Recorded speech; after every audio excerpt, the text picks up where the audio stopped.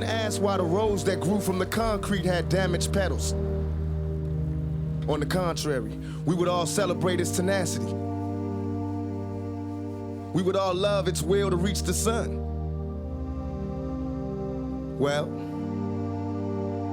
we are the roses. This is the concrete. These are my damaged petals.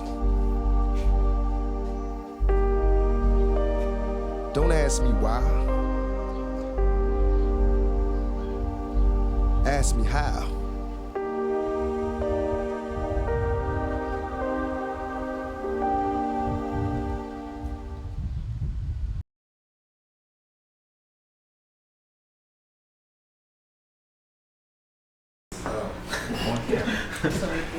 Scene one, take one.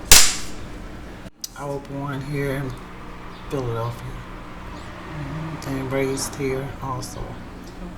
I grew up without my dad in my life, you know, and but it was okay.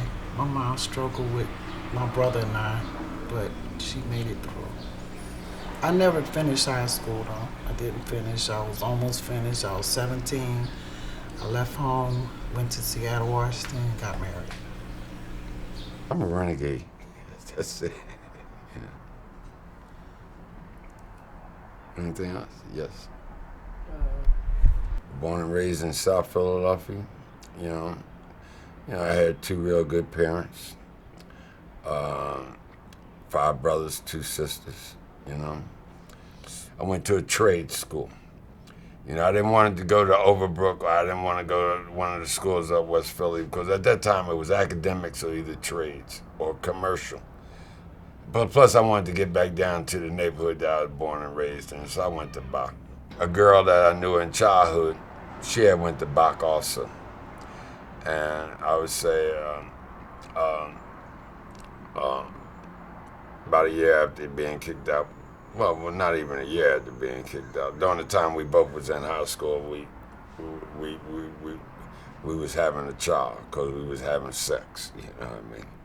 It wasn't long after that I got married, and I lived with my mother-in-law and father-in-law. You know, they wanted to help us along, and I didn't realize how much then that they was helping along.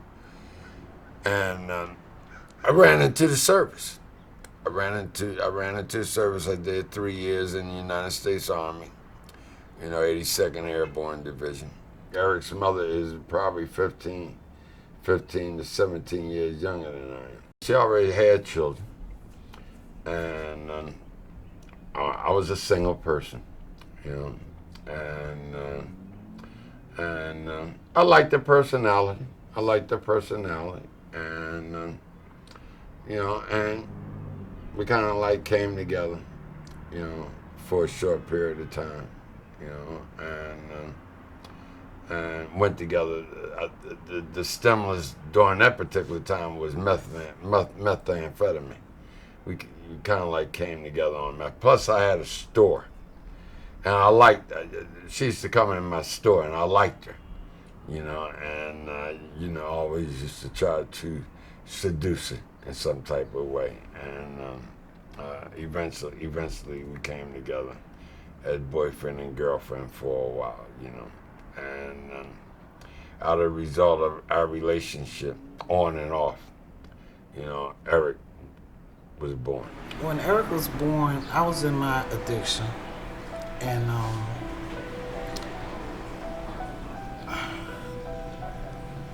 Eric had malnutrition issues. He was suffering with that, and he had a mild stroke when I think I was like just about 9 months, and I had gotten into an altercation with someone, and that caused him to have a mild stroke. So it was rough. Eric was taken away from me. He was like 6 to 8 weeks, and when I got him back, he was 4. Wind up, I had 5 children that was in foster care, out of 7. But I was determined to get my children back. and I did. With Eric, he had a lot of behavior problems and, behind drug use.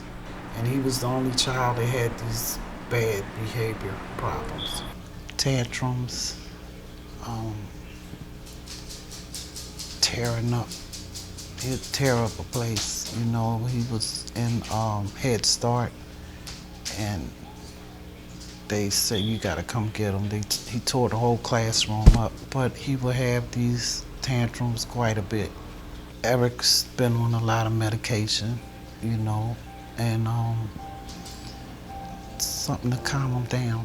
There was a time when he was hearing voices, and wanted to set the house on fire and everybody in it.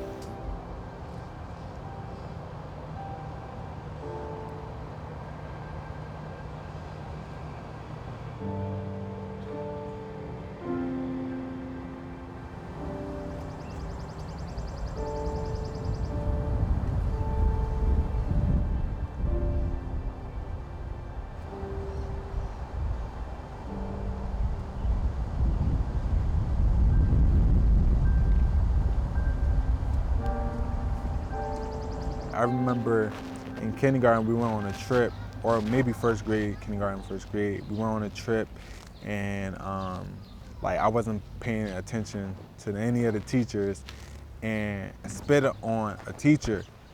And my mom, she came up and picked me up, and I got home, then they yelling at me and stuff like that, and I just had an outburst, started tearing stuff up, and she called the police on me.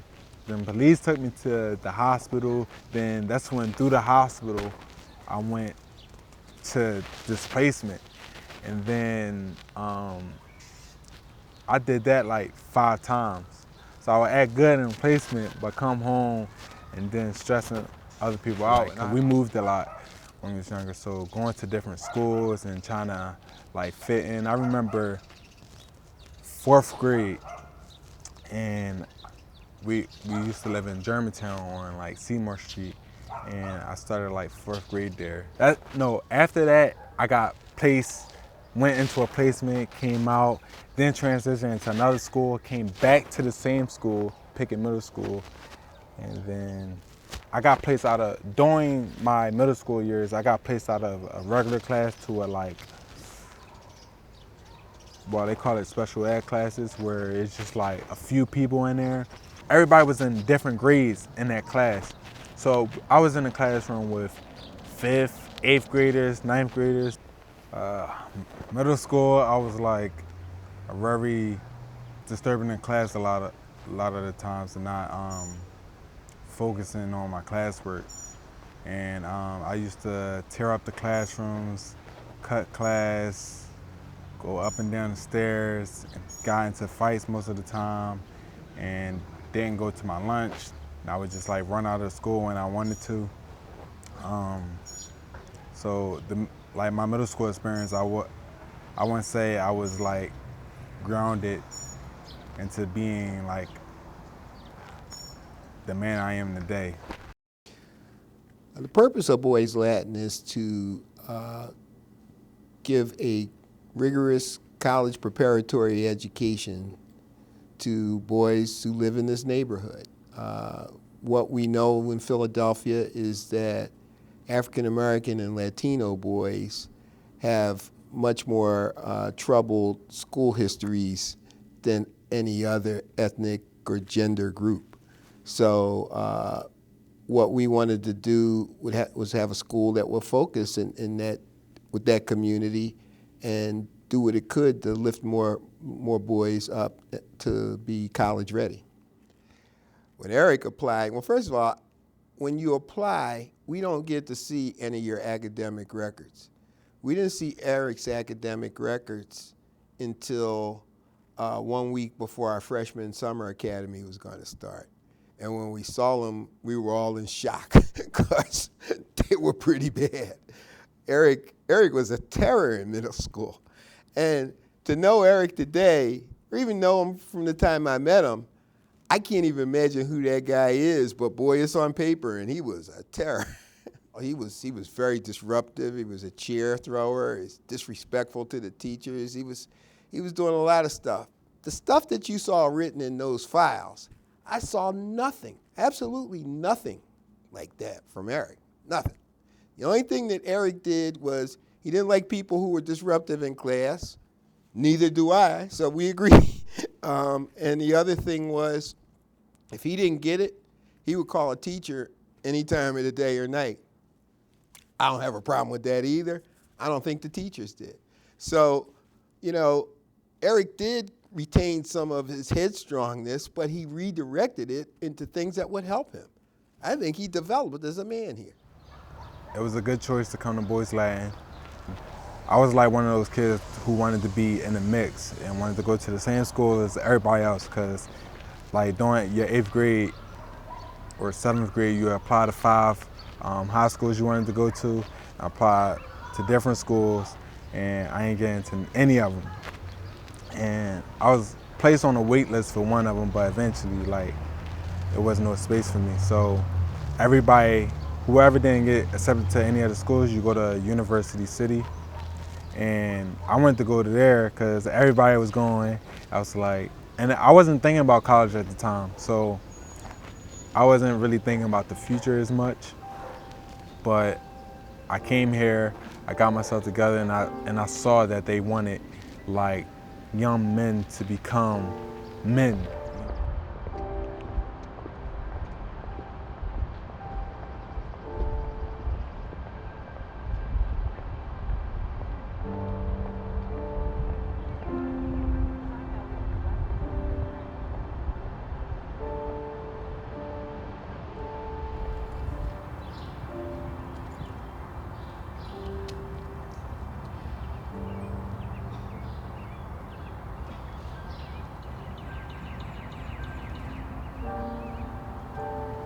Goucher has been a life-changing experience and also a difficult experience for me.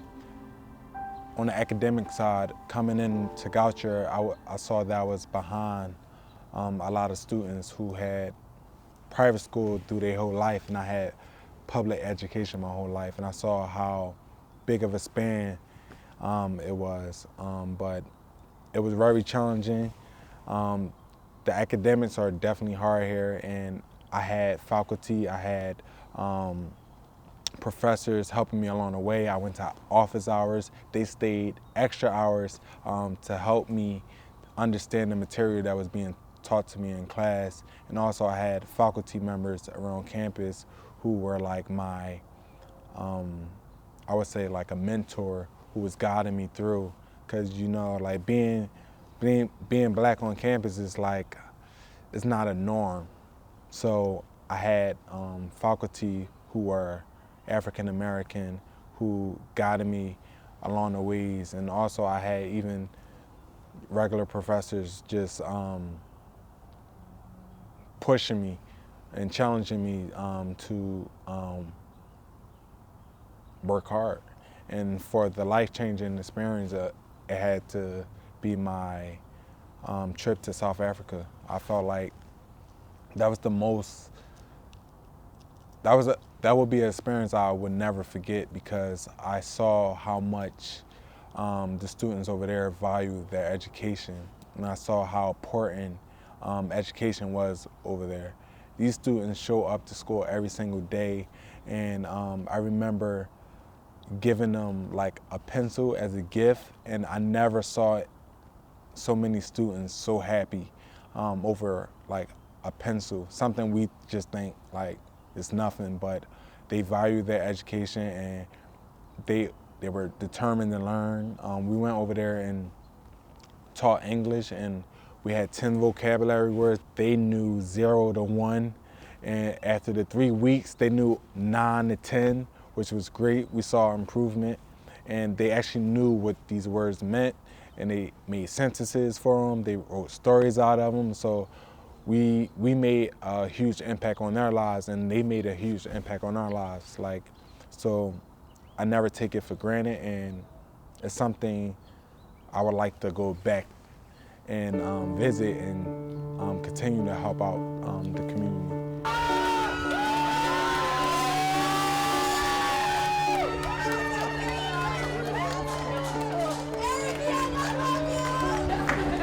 When your mom didn't know what twerking was. When you didn't know what twerking was. When catfishing was something you did with Grandpa. When you weren't identified by BuzzFeed quizzes telling you which Hunger Games district you belong in.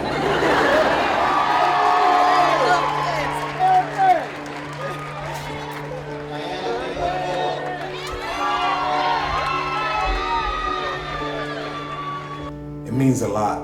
It means a lot to be standing here today and graduating college. Like, if you asked me 4 years ago if I would be graduating college, I would have like, you're a fool.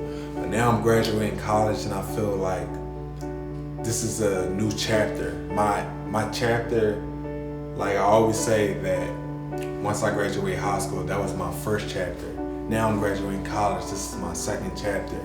The degree to me would be me giving back and showing my worth in the community. Eric John Young.